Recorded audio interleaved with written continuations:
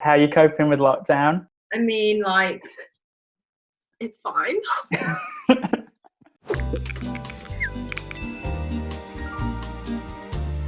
How are you, Mae? I'm good, how are you? Good. I think we should get into I Don't Want Your Money. What was the inspiration behind it and why did you feel like releasing it now? A lot of my music is full of like sass and like men are trash kind of energy, which is obviously a very part of who I am. But this one is because I wanted to write a love song because, you know, what I'm saying is like I do actually really like you and I really want this to work. But you know, I like you better when you're just being you and not showing off and being flashy, because with me that doesn't impress me because I can get all that materialistic stuff for myself. So all I want from you is just for you to be yourself and, you know, give me some love and attention and we're fine. It really fits in as well with the other vibe of your songs. Like it compares with them really nicely, particularly Therapist coming straight after that.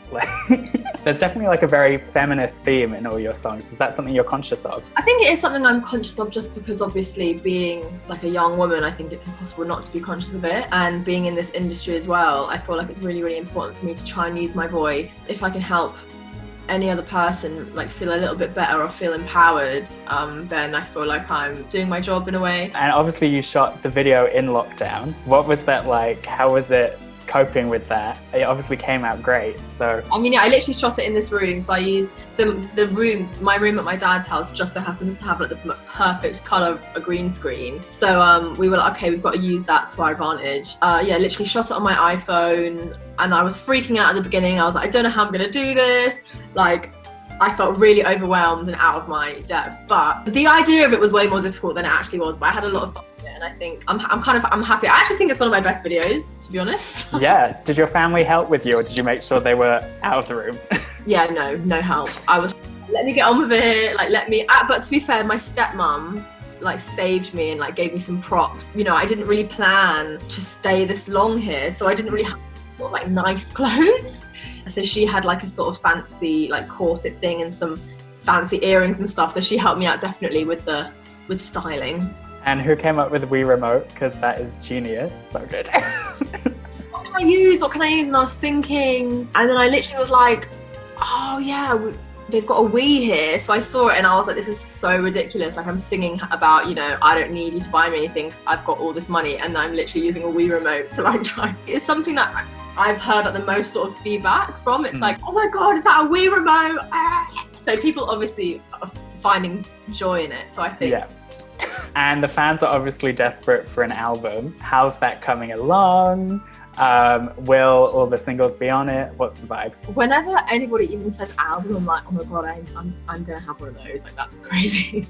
For me personally, when someone makes an album and like half of the songs are like songs they've already released, I'm like, oh. So definitely a few of them, but I kind of want a lot of it to be brand new material that nobody's heard before. We're definitely in the process of working it out, but who knows when it'll be out into the world. Honestly, at this rate, I don't know. And you worked with Jimmy Napes on the single, who's obviously worked with Sam Smith, Mary J. Blige, everyone basically. Who else have you been working with? So I've been working a lot with Caroline Aylen, who is a writer, and she did New Rules by Dua Lipa, amongst like many other, you know, just casual. And she's just like an amazing writer because with every artist that she works with, she'll never be like, yeah, I have this like really great concept and not really listen to you. She just wants to get the best out of whoever she's working with, and she wants it to sound like them and something that they would say. And Camille, who's another amazing writer who's done a lot of the Little Mix stuff. Yeah. Just a lot of powerful ladies, really. Well, actually, talking about Little Mix, you obviously just supported them on the LM5 tour. What were they like to work with and what was it like playing arenas? They were honestly so lovely, so welcoming, and made me realise just how hard they all work. Like, obviously, I knew and I had an idea, but just like seeing that, I was like, oh my goodness. But it was just such an honour to be around that energy and to be able to perform in front of that many people every night. It was just, that's every artist, like every performer's dream. It's made me so much more confident on stage because every room after the O2 Arena feels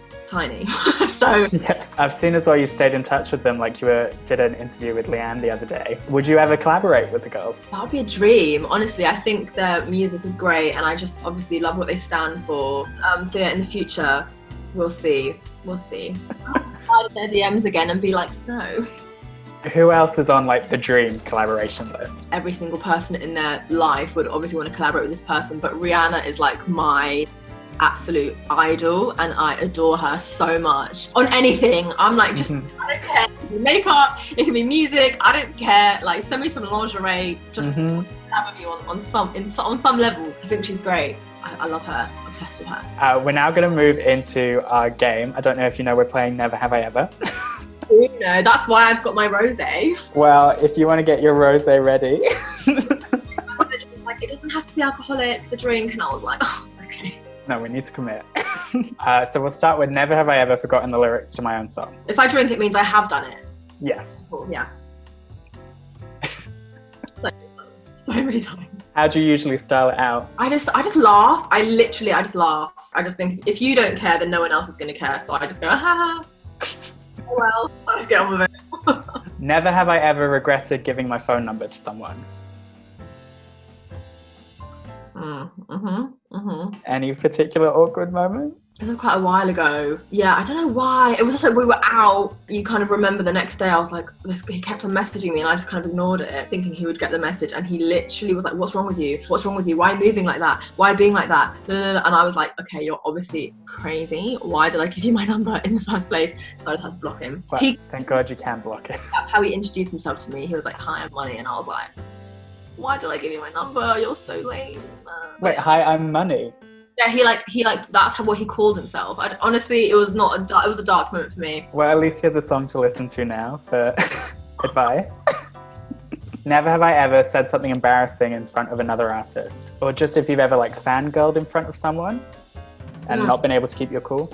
Do you know, I actually think I did keep my cool, but I just think they were a bit like, who are you? It was like a few years ago, so she wasn't like massive yet, but I've always loved Jorja Smith, and I fangirled her once. And she was really nice, but I think she was a bit like, I think she just seems quite shy, so she was just like, okay. And I was like, okay, and I just kind of like ran off. And I also embarrassed myself in front of Ella Air once. My publishing had a party and she was there. And you know when you're quite drunk but you're trying to sound really sober, but you can like feel yourself just not making any sense, and I was like, I'm making a complete fool of myself, so I just kind of like ran away again. Never have I ever written a song about a specific ex. Oh my god, I'm gonna be drunk after this. Down the whole thing. It's past midday, you're fine. You know what I mean? It's like past 1 p.m, like it's alright. Have they ever contacted you after you've written a song about them? No, never. I just think, what can you do in that situation? I'm probably just like, alright, take the L. Yeah, nobody's messaged me. I think they're a bit scared. As they should be. Yeah. Never have I ever told an artist I like their song when I really don't. No, never. Oh, that's good. I've never been in that situation where I would have to do that. Well, I guess everyone you collaborate with as well are people you admire. Yeah, everyone I work with, I sort of love their stuff anyway. So no, never done that. Never have I ever slid into another artist's DMs. This isn't on a flirting way, but I slid into Ray's DMs. She is yet to reply to me though, so Ray, if you're out there. We'll get her on it. I'm waiting for you. You guys would write something amazing together.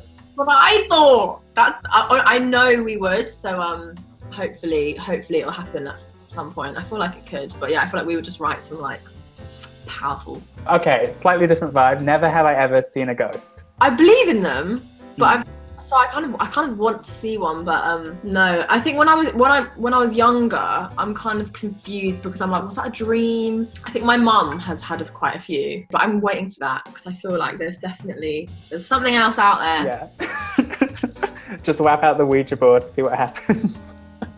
Honestly, that's when don't mess with them. It's like if they want to come say hi, they can come say hi, but don't call on them.